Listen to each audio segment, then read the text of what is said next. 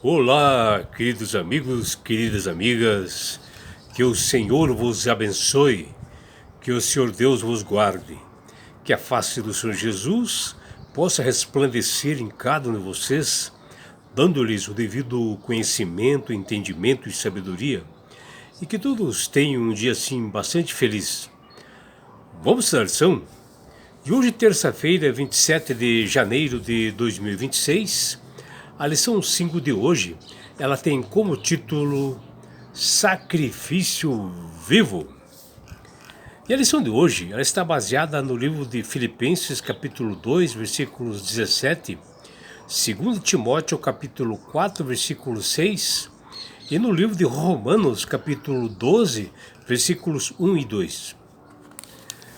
Quando Paulo fala lá em 2 Timóteo 4, 6, que ele diz o seguinte, quanto a mim, estou oferecido por libação, e o tempo de minha partida é chegada. Quando ele fala em libação, ele quer dizer oferecido em sacrifício. É que ele era um homem assim consagrado, reto, né? E que a presença do Espírito Santo na sua vida era constante. E pela perseguição religiosa que ele sofria em todos os lugares, ele tinha certeza plena de que ele seria morto devido ao nome de Jesus, e ele reconhecia que estava chegando o momento de sua partida. O fim de sua carreira nesse mundo já estava ali determinada, e sua vida em prol do Evangelho simbolizava assim, um sacrifício vivo, né? Paulo se via como uma oferta para Deus. E da mesma forma, nos chama hoje para nós nos consagrarmos ao Senhor e seguir o seu exemplo de dedicação como Paulo fazia, com integridade, com lealdade, e viver para Deus como uma entrega total, abnegada, fazer a vontade e o querer do Criador do Universo. Paulo menciona a possibilidade real, né, dele ser assim oferecido como libação, que está lá em Filipenses 2,17.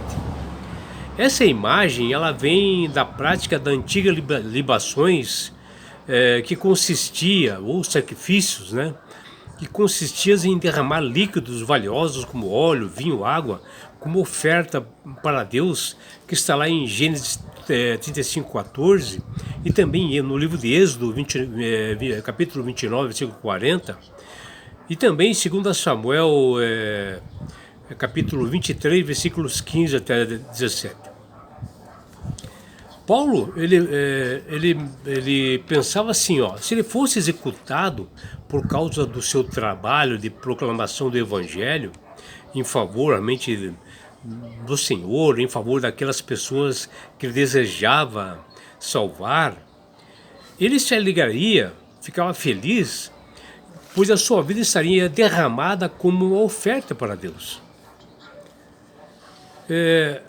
E assim, os primeiros cristãos, né, incluindo aqueles que foram alcançados ali na cidade de Filipos, que fala em Filipenses capítulo 1, versículo 27 a 29, eles eram bastante ativos em compartilhar a fé, independente do risco que eles passariam, se eles fossem mortos também, ou que talvez a sua vida fosse uma libação também.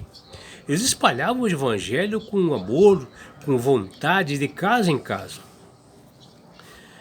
Em resumo, com grandes sacrifícios assim, pessoais, oferecendo-se como verdadeiros sacrifícios vivos, eles trabalhavam para espalhar o Evangelho. Mas será que nós teremos coragem hoje de fazer o mesmo, né? de proclamar o Evangelho independente das consequências? Isso é algo para nós refletirmos. Será que nós estamos realmente compromissados com Deus desta forma, como o apóstolo Paulo fazia, ou talvez como os filipenses também faziam?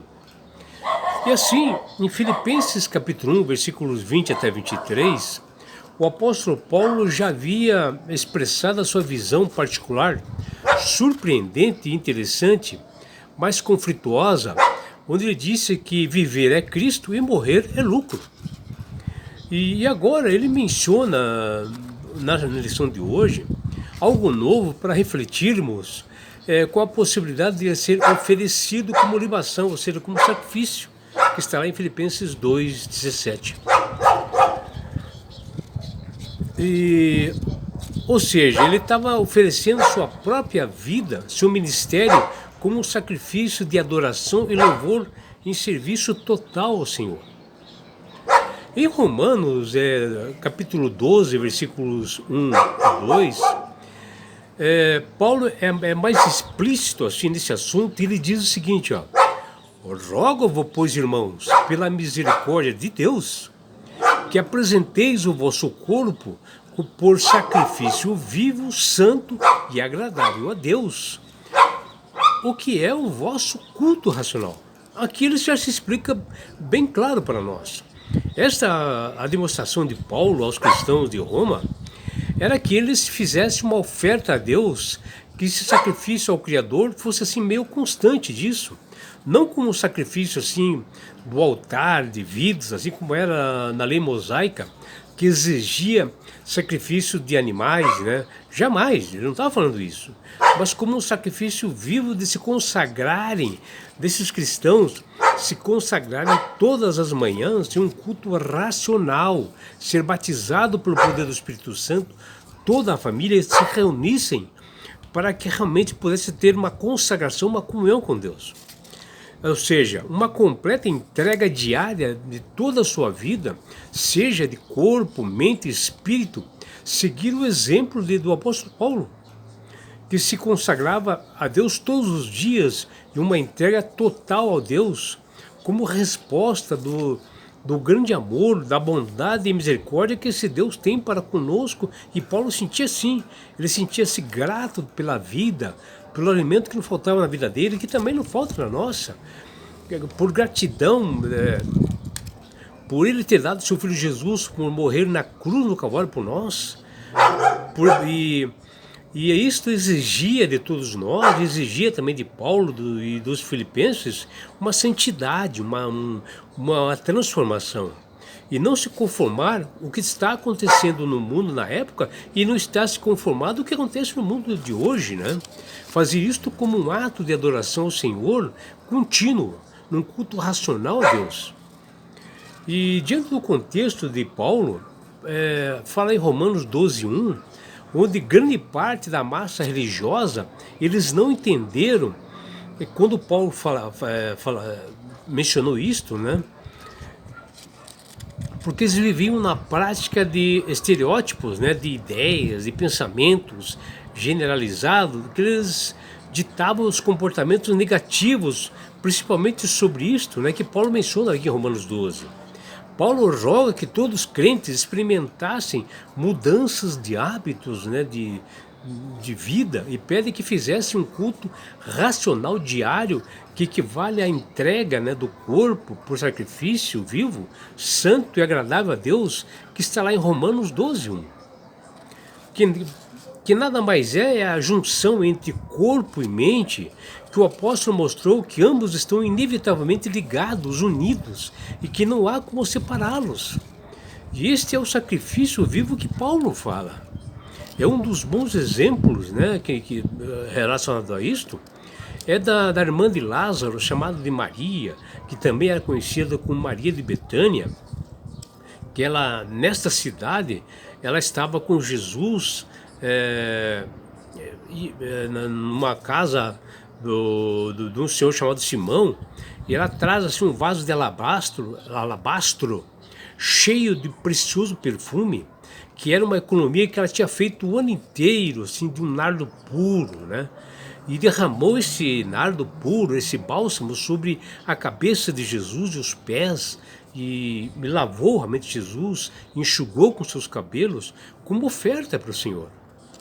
Para muitos parecia ser um desperdício, né, pelo valor desse perfume, mas ali era um sacrifício dessa mulher dando o seu melhor ao Salvador. Embora não fosse uma libação assim, no sentido assim, literal, mas foi um gesto de gratidão no fundo do coração de Maria. um sacrifício significativo que ilustra um infinitivo sacrifício de Cristo por nossa salvação, que ele não mediu esforços em salvar a todos nós, nos libertando da morte e do pecado.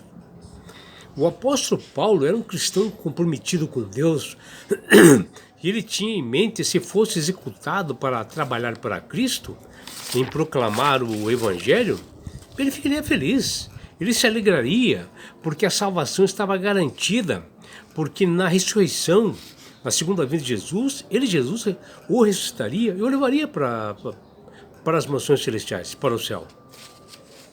E assim a sua vida estava derramada como uma oferta para Deus. O apóstolo Paulo via o ato de entrega da sua vida como um complemento adequado ao sacrifício de serviços dos crentes da cidade de Filipos, que por meio da fé era um testemunho que essas pessoas haviam decidido a seguir a Jesus, os seus ensinamentos deixados por ele, e dedicavam as suas vidas a Deus como um sacrifício vivo, que ele menciona lá em Romanos 12:1. A obra do Senhor há de ser finalizada pelo povo remanescente que saiu dos seus refúgios de comunhão, dos seus cultos racionais que eles faziam todos os dias. E alcançou a nós, no dia de hoje, que eles lá atrás, eles iam de casa em casa pregando o Evangelho e não cessavam de ensinar a verdade e pregar Jesus Cristo, que fala em Atos 5:42. E assim como os filipenses que abriram seus lares para dar estudos nas Escrituras, que está em Atos 12:12, também 1 Coríntios 16:19, Colossenses 4:15, Colossenses capítulo 4, versículo 15, é que eles eram bem ativos em compartilhar o Evangelho, a sua fé, os seus atos, espalhando as boas novas de casa em casa. E é o que faziam isto com bastante propriedade, com sabedoria, sabiam defender a sua fé, porque eles estudavam as Escrituras diariamente, como diz lá em Atos 17:11 e 1 Pedro 3:15. E outros também seguiram os filipenses como exemplo, que foi há muito tempo, né?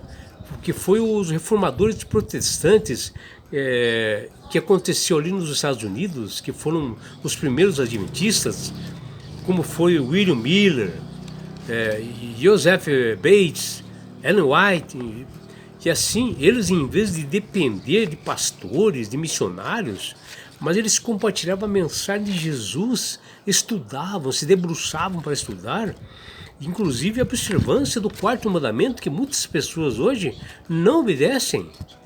E passaram a falar isso para vizinhos, para as pessoas, caminhando, andando, falavam sobre isto. Eles compartilhavam as boas novas com as cidades todas ali dos Estados Unidos e preparavam para o batismo. E este é o que nós também devemos fazer. Falar das boas novas, falar que Jesus está voltando, mostrar os sinais, somente que Jesus fala em Mateus 24 e Lucas 21, desses sinais que Jesus falou que ele voltaria e que nos levaria para as mansões celestiais, e esse dia está se aproximando. E é o que todos nós devemos fazer. Que você possa refletir isto, estudar as Escrituras, assim como os filipenses fizeram e aceitaram Jesus, assim como os primeiros protestantes ali dos Estados Unidos fizeram isto, que nós possamos fazer o mesmo. E aceitar essa salvação de Jesus de bom grado como um sacrifício vivo para a nossa vida. E que nós possamos dar a nossa vida para Jesus em prol do que Ele fez por nós. Que você tenha realmente um dia prazeroso e deleitoso ao lado do Criador do Universo. É o que deseja seu amigo João Carlos Amorim.